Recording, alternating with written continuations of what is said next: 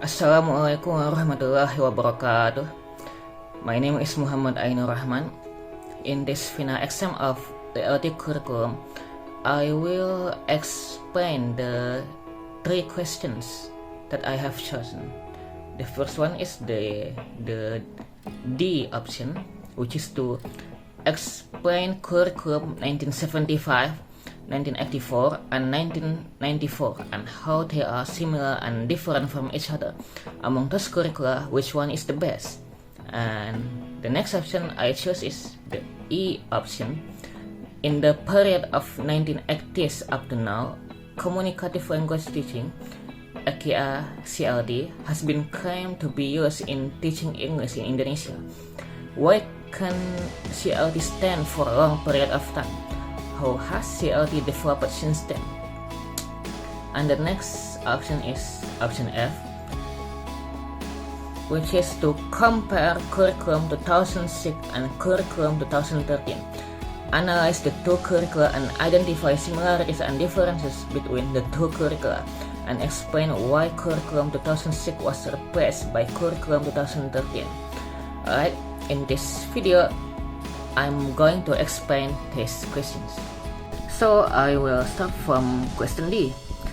So, curriculum 1975 generally aim at enhancing the quality of the Indonesian national education, and specifically, this curriculum was objective-oriented in the sense that the teacher needed to know the student's objective in learning something. In this curriculum, integrated approach was adopted.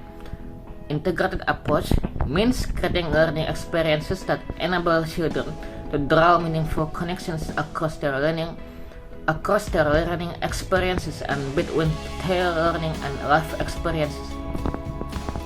And this curriculum is also very structuralism. It was influenced by behavioral psychology that emphasized the stimulus to response and training. Behavioral psychology or behaviorism is a theory suggesting that environment shapes human behavior. In 1984, the curriculum 1984 was established to rectify or to make right the curriculum 1975. The previous curriculum was considered no longer compatible with the needs of community and the demands of science and technology. The structural approach applied in the curriculum 1975 had not been successful yet, especially viewed from the students' need to have communicative competence. The curriculum 1984 oriented to instructional goals and learning in the classroom must be functional and effective. The teaching approach was student-centered to students' active learning system, aka cara belajar siswa aktif (CBSA), to improve students' communicative competence. By the year 1994, the curriculum 1984 was considered that it needed to be revised. The learning process in the previous curriculum emphasized the theory of learning and less attention to the content of lesson.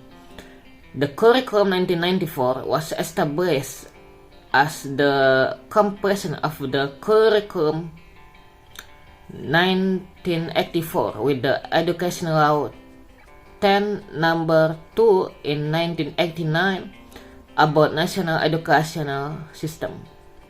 This curriculum applied a meaningful based approach, communicative approach, and the system of learning time was changed from the semester to the quarter system. However, during the implementation of the curriculum, there were some problems because of too many approaches should be oriented, the number of subjects, and too much substance of each of the subject.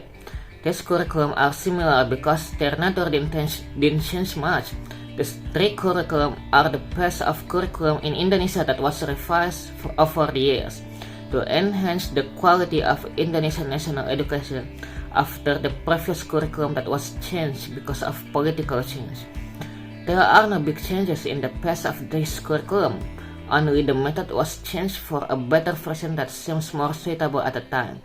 For me, the best curricula among them is the curriculum 1984, because this curriculum uses student-centered approach to teach their students, which is for me is an effective method to effectively teach students. So we come to question E. CLT is the term commonly used in the pedagogical literature to describe an approach which aims to implement the theory of communicative competence by incorporating the interdependence of language and communication.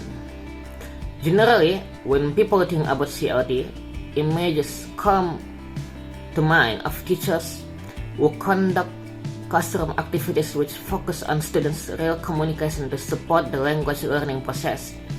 CLT stands for long period of time because the effectiveness of CLT has been proven over time and many experts have praised it.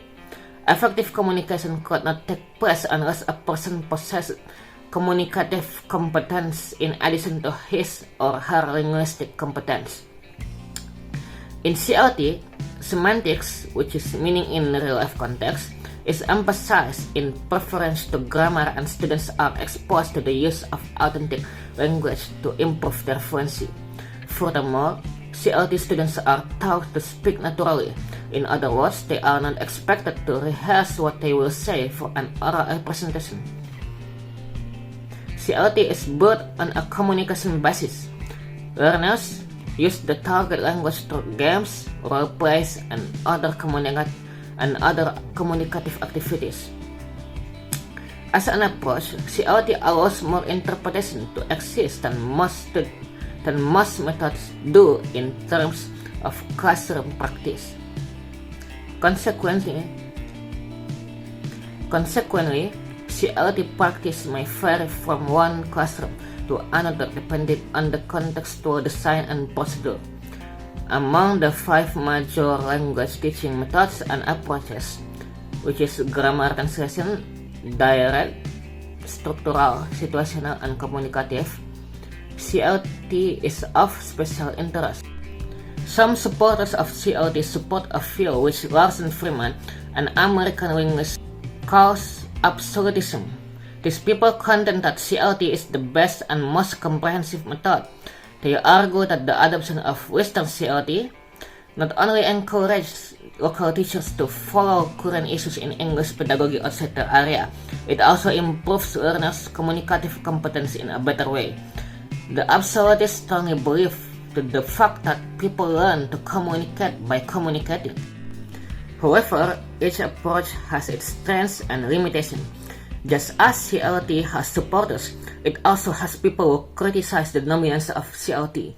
These detractors argue that CLT has ignored one key dimension of language teaching. That is the context in which it occurs.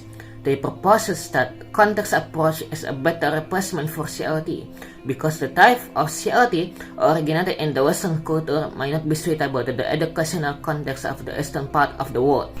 In teaching practice nowadays, it is not recommended that teachers simply adopt CLT. There are times when teachers should adapt CLT techniques appropriate to the classroom condition.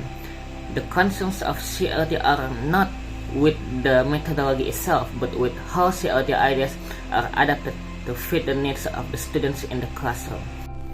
Let's move on to the question F, the answer of question F. So, the curriculum is a set of designs and arrangements regarding the content, the objectives, and learning materials, along with the rules used as the basis for implementing learning activities to achieve specific goals. One of the curriculum characteristics is that it must have a mobile nature. This means that the curriculum always face changes following the development of the times and science and technology. The differences between the KTSP and the 2000 curriculum include the general differences and in terms of process. The first general differences of 2006 curriculum and 2003 curriculum is that the 2006 curriculum put more emphasis on the aspect of knowledge, while 2013 curriculum graduates competence aspects are on the balance of soft skills and hard skills that include competence, attitudes, aspects, skills, and knowledge. The second differences of 2006 curriculum and 2013 curriculum is that the amount of lesson hours per week are less and the amount of subjects are more than 2013 curriculum, while the 2013 curriculum, the amount of lesson hours per week are more and the amount of subjects are less than KTSP. And the third difference is that the standard of process in learning consists of exploration, elaboration, and confirmation for the KTSP curriculum, and for the 2013 curriculum, in every theme of the learning process, in elementary and all subjects in SMP, SMA, or SMK are conducted with a scientific approach, which is the standard in the learning process consists of observing, asking, reworking, presenting, summing, and creating.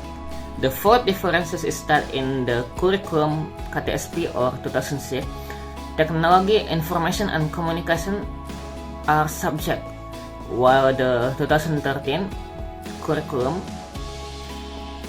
technology, information, and communication is not a subject but as the learning media. The fifth difference is that in the 2006 curriculum, the assessment is more dominant in aspects of knowledge, while in 2013 curriculum, standard assessment using authentic assessment, which measures the attitudes of all competencies, skills, and knowledge based on the process and results. The sixth difference is that the 2006 curriculum, in the 2006 curriculum, Scout is not mandatory extracurricular, while in 2013 curriculum, Scout becomes mandatory extracurricular. The seventh difference is that in 2006 curriculum, major specialization start from grade 9, while in 2013 curriculum, specialization or majors start from grade 10 for SMA or MA. And the eighth difference is that in curriculum 2006, counseling is about solving students' problem, while in curriculum 2013, counseling emphasizes about developing students' potential. Now it's the time for the differences in terms of process of 2006 curriculum and 2013 curriculum.